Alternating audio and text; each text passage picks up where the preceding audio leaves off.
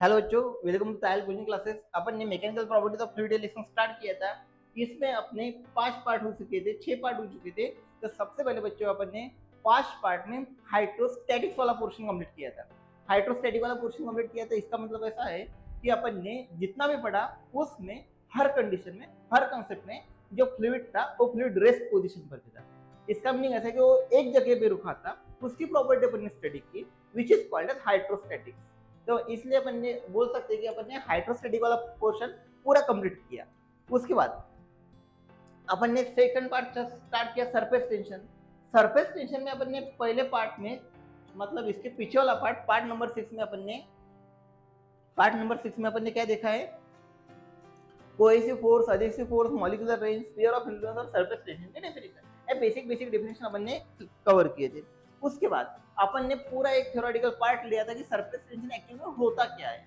इस अपन ने molecular theory के बेस पे सरफेस टेंशन पूरा एक्सप्लेन किया था। अपन ने 3 मॉलिक्यूल कंसीडर किए थे, कैसे कैसे होता है। अपने बाद में अपने को रिजल्ट पता चला कि सरफेस जो होता है वो ट्रेस में होता है, all molecule move toward inward की तरफ क्या होते हैं, मूव होते हैं। उसको बोलते हैं अपन सरफेस टेंशन। जो खिंचाव रहता है इनसाइड का, जो खिंचाव रहता है उसको बोलते हैं अपन सरफेस टेंशन।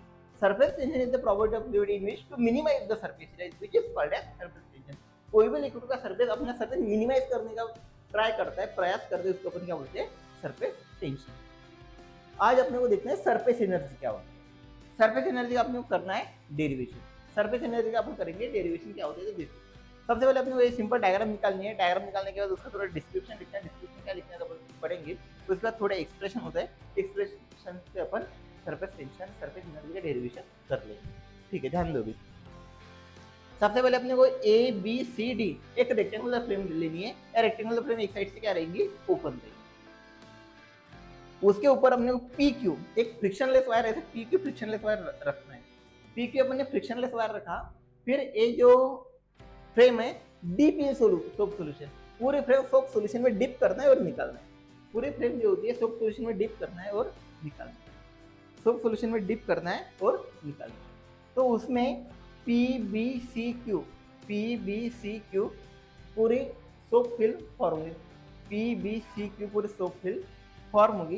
ये जो सोप फिल्म फॉर्म होगी इसमें, उसके बाद आपने को पता है surface tension to minimise the surface area. तो ये जो फ्रिक्शनलेस वायर पी है उसको अपनी तरफ खींचेंगे, ये सोप फिल्म अपनी तरफ खींचेंगे। तो P dash Q dash is new position of wire. P dash Q dash क्या है, न्यू पोजीशन है वायर PQ। क्लियर है। सरफेस एनर्जी यानी, अब एक बात ध्यान में रखना है कि PQ wire P dash Q dash पे गया तो कोई ना कोई वर्क हुआ। This work is called surface energy. जो भी वर्क लगा वायर PQ को P डैश Q डैश पे आने में, जो भी वर्क लगा, this work is called as surface energy. उसी को बोलेंगे अपन सरफेस एनर्जी। जो वर्क डन होगा वायर PQ से P डैश Q डैश तक जाने के लिए जितना वर्क लगा उसको बोलेंगे अपन सरफेस एनर्जी। तो सरफेस एनर्जी का डेरिवेशन करते हुए ध्यान। अपन डिस्प्लेसमेंट लेंगे dx, इसकी लेंथ लेंगे ये। ठीक है, इतनी थ्योरी अपन ने लिख ली। नाउ उसके बाद work done is given by force into displacement.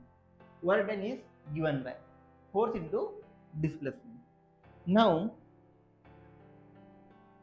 surface tension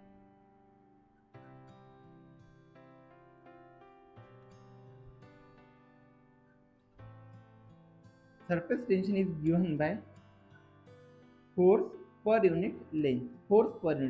but ये जो लेंथ है ना, यहाँ पे सिंगल लेंथ नहीं लेनी है, डबल लेंथ लेनी है। डबल लेंथ इसीलिए लेनी है यहाँ पे क्योंकि ये जो लेंथ को है, ये जो PQ वायर की लेंथ है, उसका 2 सरफेस कांटेक्ट में, एक अपर सरफेस कांटेक्ट में, एक बैक साइड का सरफेस कांटेक्ट में, इसीलिए यहाँ पे लेंथ लेंगे अपन 2L। तो फोर्स इक्वल टू क्या होगा, T into 2L। Force equal to क्या होगा, 2 इंटू TL। ये वैल्यू अपने वर्क डन में पुटअप करना है from equation first and equation second. Equation इसको फर्स्ट बोलेंगे, इसको इक्वेशन सेकंड। दो इक्वेशन पर से क्या लिख सकते हैं अपन, work done is equal to force की value T into 2L into dx।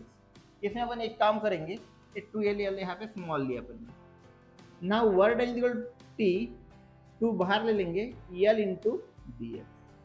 एक बात बताऊं मुझे, अभी ये लेंथ है L, तो और dx है उसका डिस्प्लेसमेंट, लेंथ इनटू ब्रेथ हो गया, लेंथ इनटू ब्रेथ हो गया, तो इसको बोलेंगे अपन एरिया, इसको बोलेंगे अपन एरिया। अपर साइड का वन एरिया उतने बैक साइड का एरिया, जितने जो वायर पीकू जितना सामने आया तो अपर साइड का एरिया रहेगा उतने बैक साइड का एरिया रहेगा, तो हो जाएगा 2 EL into DF, upper side का एरिया उसको 2 से मल्टीप्लाई करेंगे बैक साइड का उतना एरिया, तो इसको बोलेंगे अपन चेंज इन एरिया। पहले इतना एरिया था फिर इतना हुआ तो चेंज इन एरिया इतना होगा बेटा, बराबर है। पहले अपना एरिया इतना था, सरफेस टेंशन वजह वायर पीकू यहाँ तक आया तो अपना एरिया फाइनल वायर यहाँ पे आता, इतना एरिया अपना फॉर्म हुआ, तो इस एरिया को बोलेंगे अपन change in area. T into change in area is called as work done. Therefore, surface tension is equal to work done per unit change in area.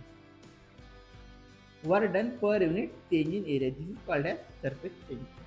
तो surface tension अपन और दूसरी तरीके से डिफाइन कर सकते हैं, work done per unit change in area, which is called as surface tension. Which is called as surface tension. This is the derivation of surface tension. अगर आपको कोई डाउट आता है तो बताना है मुझे कमेंट सेक्शन में, बराबर है। एक बार अपन फिर से रिवाइज करेंगे, कैसा कैसा लिखना है अपने को। Consider rectangular frame ABCD with frictionless movable wire PQ deep in soap solution and taken out to form soap film PBCQ. PBCQ को soap film form हुई। Now due to surface tension PQ wire move toward BC की तरफ move होगा। New position of wire PQ is P dash Q dash, नई position है P dash Q dash, बराबर है। उसके बाद वर्क डन का फॉर्मूला क्या होता है, force into displacement, force into a dx से इधर डिस्प्लेस होता है dx। सरफेस टेंशन के लिए डिफाइन करते हैं force per unit length is called as surface tension, force per unit length is called as surface tension. तो लेंथ अपन ने ट्वाइस ली, एक बैक साइड का एरिया एक अप साइड का एरिया, दोनों एरिया के कांटेक्ट में, तो अपन ने लेंथ ली 2l। Force is equal to क्या हुआ अपना T इनटू 2l। तो ये वैल्यू दो इक्वेशन से अपने एक इक्वेशन लिया, 2 बाहर निकाले, एरिया इनटू dx होता है एरिया, उसको बोला अपन change in area. Change in area इसलिए बोला पहला अपना एरिया इतना था फिर हुआ इतना, तो इतना चेंज इन एरिया हुआ। आप बोलेंगे dx इनटू l तो हुआ सर, इतना अप साइड का उतने बैक साइड का, इसीलिए 2l इनटू dx अपने चेंज इन एरिया लिए। In this way we can define the surface tension work done per unit change in area, it is called as surface tension. अगर doubt आता है तो comment section में बताना है। Thank you.